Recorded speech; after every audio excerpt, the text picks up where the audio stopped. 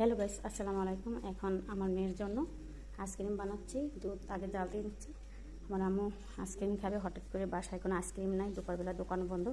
এখন বাসায় আমি নিজের হাতে তৈরি করবো আইসক্রিম।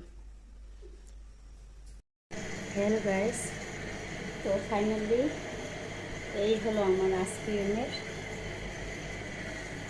যেগুলো দিয়ে আমি আইসক্রিম মেয়ের জন্য বানাবো। এখানে হলো চকলেট, ওটা হলো সামনের, ওইটা হলো কাঁঠাল, আর এটা হলো আম, আর এটা হলো চকোপিন। এইগুলো দিয়ে আজকে আমি আমার মেয়ের জন্য আইসক্রিম বানিয়ে দেব। আর এখানে 3টা আমার মেয়ে হারিয়ে ফেলছে, আর 3টে কাঠি দিয়ে দেবো।